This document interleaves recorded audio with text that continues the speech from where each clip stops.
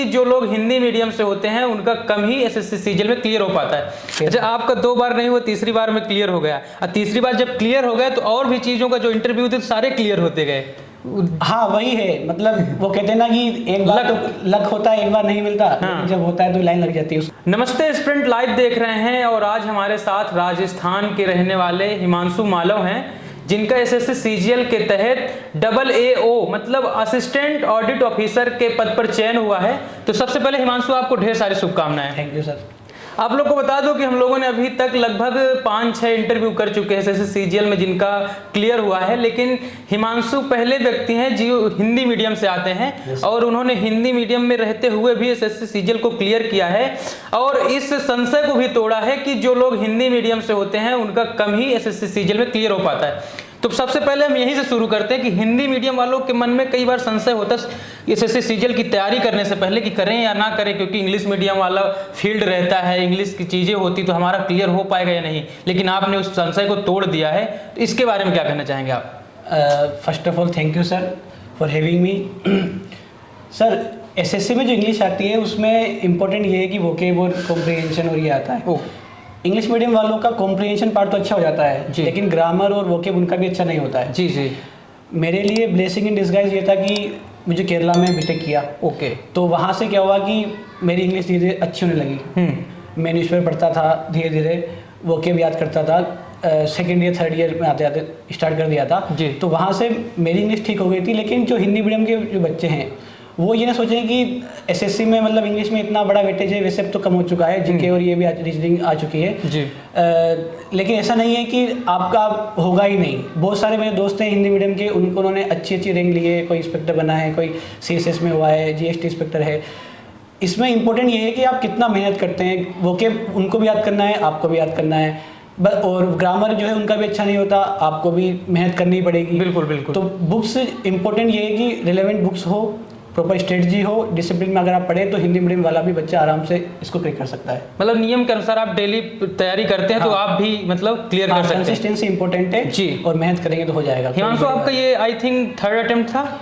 हाँ, with preparation ढंग से करें तो मेरा सेकंड था। 2 बार ऑफिशियली 3rd था, लेकिन मतलब आप 2 बार असफल रहे, तीसरी बार में सफल हुए। हाँ। तो कभी ऐसा नहीं हुआ कि यार 2 बार हो गया, नहीं हो रहा तो मैं छोड़ ही देता हूँ, ऐसा कुछ? नहीं, सबका होता है, फर्स्ट में नहीं होता, सेकंड में नहीं होता। तो आते हैं, एंग्जाइटी होती है, स्ट्रेस होते हैं, कभी लगता है कि यार होगा नहीं होगा, लेकिन मैंने हिम्मत नहीं हारी। मेरे पास प्रेशर था, सोसाइटी प्रेशर था, क्योंकि मैं अच्छे कॉलेज से था। हाँ। तो मैंने प्राइवेट जॉब छोड़ के इस फील्ड में आया हूँ। तो प्रेशर तो था, लेकिन एक उम्मीद थी कि जब बाकी जो लोग भी कर सकते हैं, हिंदी मीडियम वाले भी कर सकते हैं, तो मैं क्यों नहीं कर सकता। इसलिए मैंने प्रॉपर इंटरव्यू देके अपने आप को डिसिप्लिन रखा, परसिस्टेंट रखा, फाइनली मेहनत। तो एंड में हार्ड वर्क ऑलवेज पे। अच्छा, आपका 2 बार नहीं हुआ, तीसरी बार में क्लियर हो गया, और तीसरी बार जब क्लियर हो गया तो और भी चीज़ों का जो इंटरव्यू थे सारे क्लियर होते गए। हाँ वही है, मतलब वो कहते हैं ना कि एक बार तो लक होता है, एक बार नहीं मिलता। हाँ। जब होता है तो लाइन लग जाती है। किस चीज़ का जॉब आपने क्लियर की? तो स्टार्टिंग 1-1.5 साल मेरा किसी में नहीं हुआ था। उसके बाद में फिर IBPS PO CDS का उसमें रिटर्न हो गया था।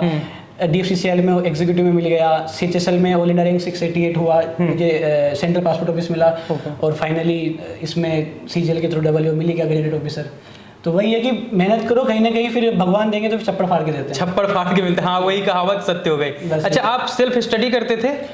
मैंने 1-2 महीने ऑफलाइन कोचिंग ली थी मदर्स में। हाँ। जयपुर में। हाँ। लेकिन उस टाइम पे सेकंड वेव आ गई, तो उस टाइम पे फिर कोविड की सेकंड वेव आ गई जी।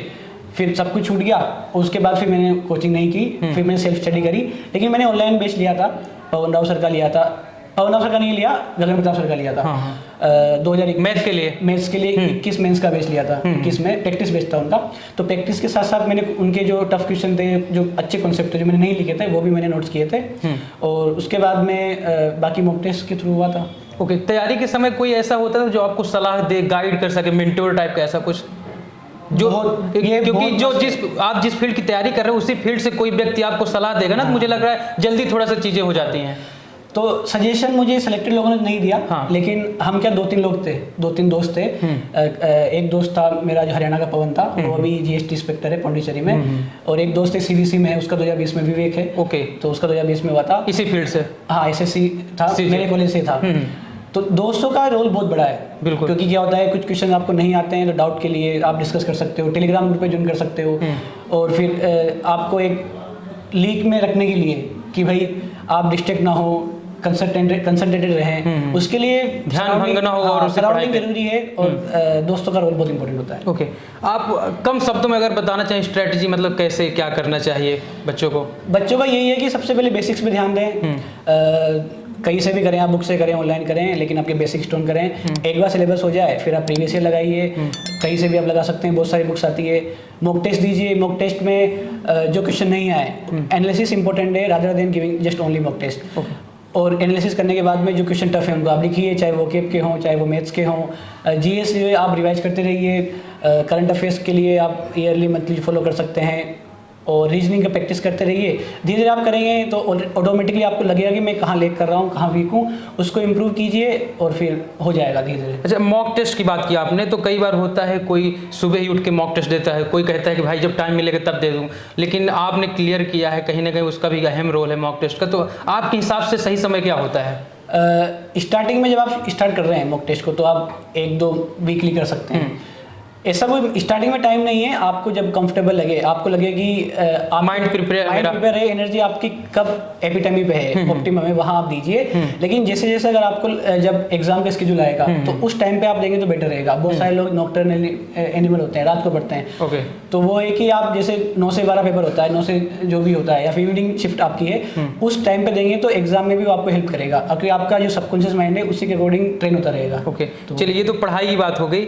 जिस दिन रिजल्ट आया था तो आपकी और आपके घर वालों की प्रतिक्रिया क्या थी? आप उस समय घर पे थे? घर पे थे। हाँ, तो क्या प्रतिक्रिया थी?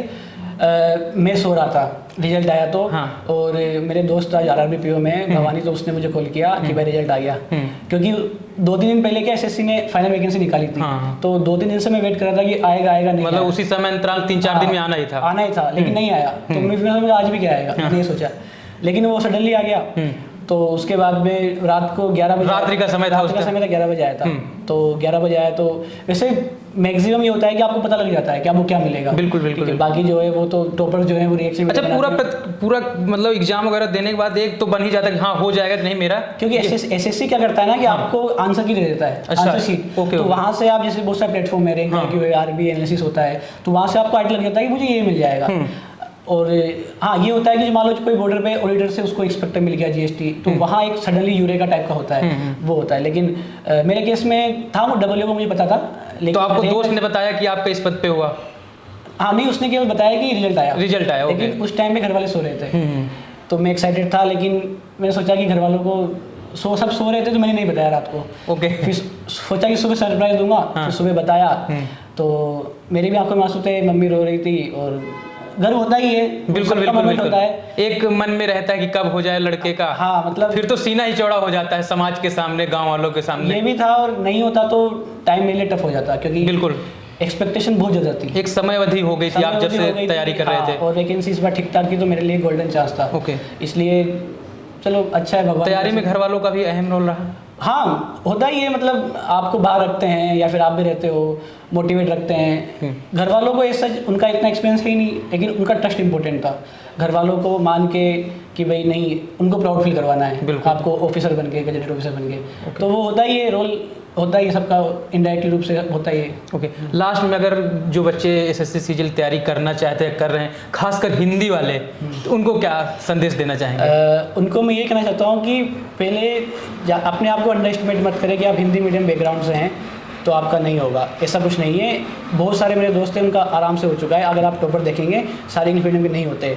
इंपॉर्टेंट ये है कि आप सही स्ट्रेटजी लेके, सही प्रॉपर स्ट्रेटजी फॉलो करके, कंटेंट फॉलो करके, मॉक टेस्ट प्रॉपर देके, कंसिस्टेंसी रख के आप करेंगे तो आपका आराम से हो जाएगा। बस आपको फोकस रहना है, और परसिवरेंस इंपॉर्टेंट है, पेशेंस रखिए। तो हिंदी वालों जो बहाना बनाते हो, तो आप लोग एक चीज़ बता दो कि प्रत्यक्षम किम प्रमाणम।